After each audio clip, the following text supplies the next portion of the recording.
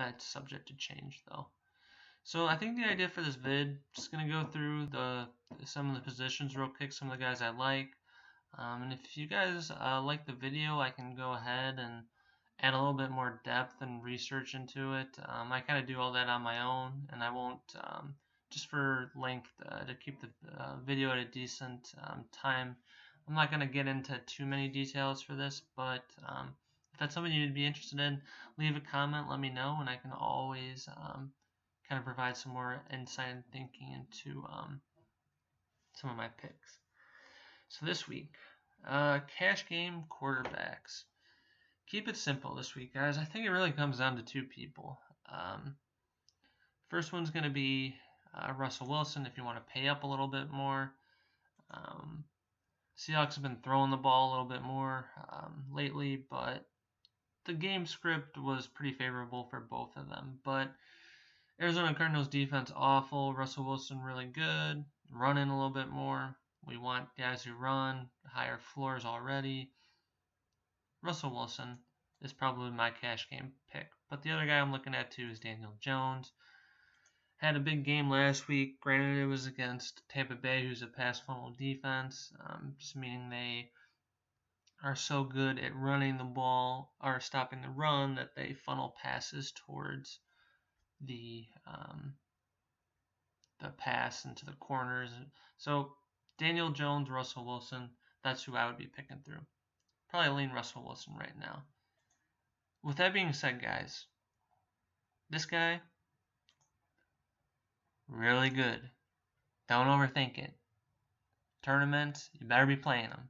If you're not, you're just going to be donating your money. Lamar Jackson, good. Watson in a good spot. Jared Goff against Tampa Bay pass funnel defense, like I said. Good spot. There's some good options this week. So, but like I said, for cash, it's going to be Russell Wilson or Danny Dimes for me. Running back, typically I want to play 3 running backs in cash if there's 3 viable. This week I believe there is. We'll start at the bottom here. Wayne Gallman. You know, he's based on all the stuff that I've seen. You know, he's got a decent floor and he's got a good set of hands, so he's going to catch passes on DraftKings. That's huge.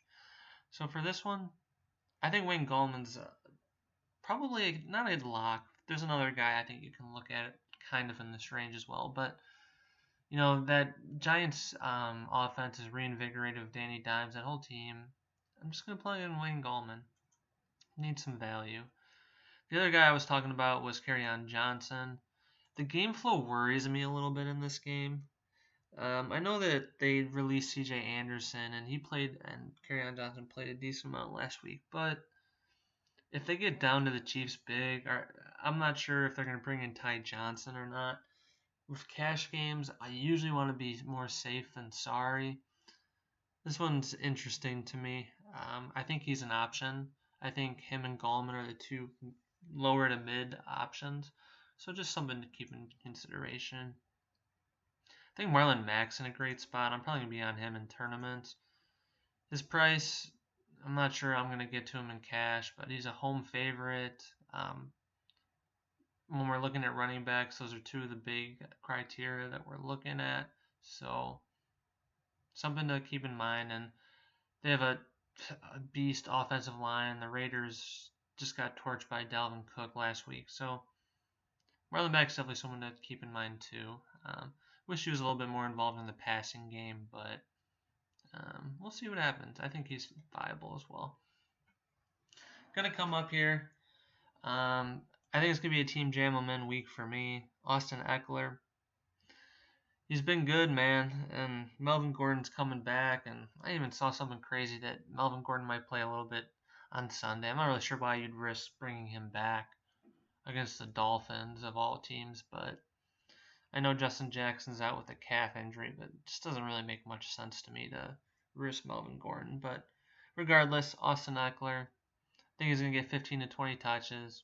Feel pretty confident if the Chargers get up a big lead, he's going to have at least 1 touchdown.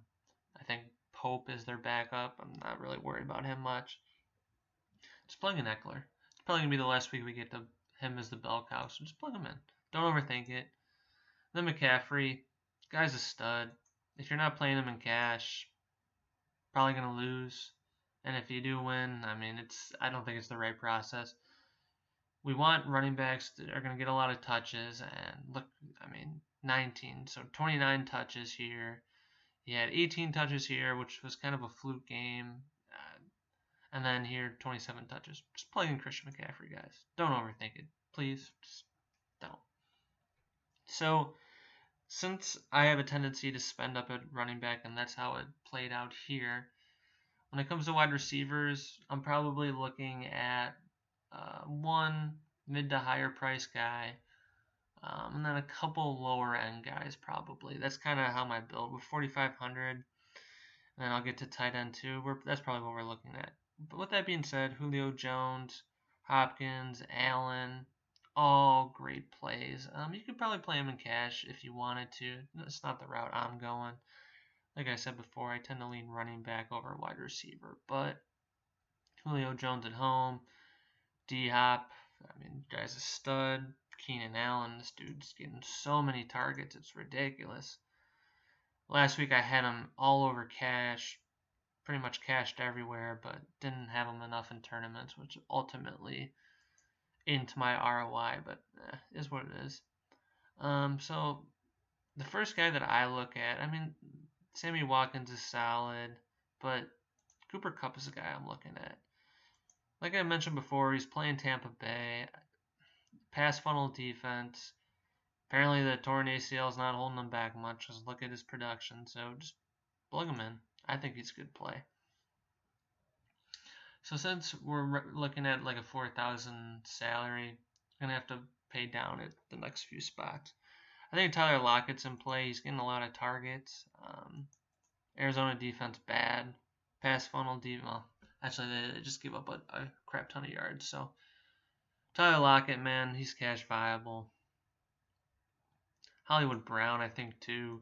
Both Cleveland corners have been DMP'd, did not practice all week. So, and I'm pretty sure they're out as of now, but I could be wrong. But he's in play.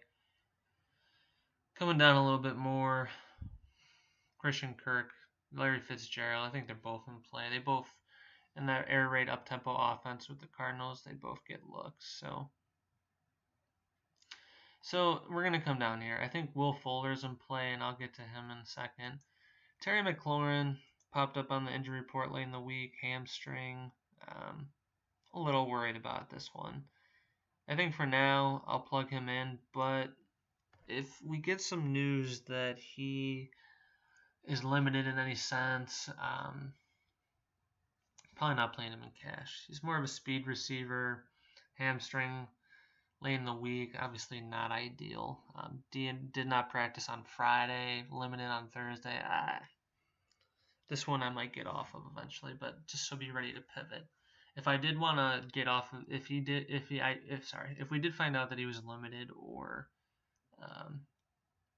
not playing, I would go down to Paul Richardson, who's been solid for them, and I think that boosts up Vernon Davis too. So if McLaurin's out, I would go down to Richardson. I mentioned Will Fuller before.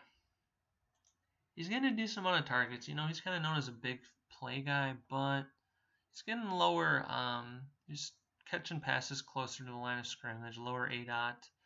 So, you know what? I think I'm going to plug him in, though. Dante Jackson, who's the speed corner for Carolina, is out this week. And, they're at home. I think they don't really have a running game. I know Hyde's been decent, but I don't trust that. And they're not really using Duke Johnson much. So I'm going to put in Will Fuller. So tight end now. Personally, the two that I would consider is Evan Ingram, who is a stud, Danny Dimes. I think he's a great play. Doesn't really fit in my build, though. Some of these other guys are solid, too, but just for time's sake, I'm going to come down here to Will Dissly. He's going to be the chalky guy. He's playing Arizona, who's awful against the tight end. He's getting some targets lately. He's putting up some points. I think he's a good play. I'm a little worried of using him in tournaments just because I think his ownership is going to be pretty high, and He's just not really a sexy play. He's just kind of a guy, but I just plug him in. I wouldn't think too much about it. And then defense. Chargers defense against Miami. They're in play. I feel like they've kind of underperformed to this point, but they're probably going to have a lead on Miami. And, it's not really so much about points scored against that we worry about in fantasy with defenses. It's putting pressure on the quarterback. And we actually want teams that'll throw the ball. Miami's most likely to fall behind, forcing them to throw. Chargers have a good pass rush. Chargers are a great play in tournaments. Patriots, we know they're good. Jaguars, Giants, kind of surprised they're this high. The Rams are a defense that I really like. Obviously, I can't get them to fit into this lineup, but Jameis Winston, same kind of idea as the Chargers. I anticipate, that Rams be up. Jameis Winston's turnover prone, mediocre offensive line. Rams have Aaron Donald. They have a good secondary. I think in tournaments I'm going to play the Rams. Bears defense, I'm going to the Bears game tomorrow against Minnesota. I really like them. Probably going to plug them in here so I have a little bit of skin in the game. Can't go to the game and not have one of the players. So pick the Bears. I think I kind of have reruns in my mind of the Bears destroying Kirk Cousins last year in both games they played. And the offensive line for Minnesota is a little bit better this year, but the Bears' defensive line is a stud. Keem Hicks was one of their star defensive linemen was hurt, but we'll see what happens. Going down a little bit more. Honestly, guys, I think this is a weekend to kind of stay in this. Let's see. Maybe the Chargers, but something in this Rams, Bears, Chargers. I mean, there's some other plays here, but nothing that I will get too excited about. So this is kind of what my cash game lineup would look like as of right now, subject to change. I think some of these guys could change, so don't just plug this lineup in and then come back to me, oh, this lineup didn't work, yada, yada, yada. But I think if you're just kind of looking at it from a cash game perspective, some of these guys would be pretty good. And like I said before, if McLaurin's out, you can kind of pivot to Richardson and then kind of come up on some of this other salary. So that's it for my first video, guys. Hope you enjoyed it. Tried to keep it short and simple. So if you want more texture, let me know. Just kind of want to get a feel for what you guys are looking for. This is the first video I've ever done for this, so I'm learning, but if people like it, I'll continue to make some more content and make sure that I add a little bit of more texture and information into some of this. So please like the video, leave comments, subscribe to the channel, and I appreciate the support, guys, and thanks for watching.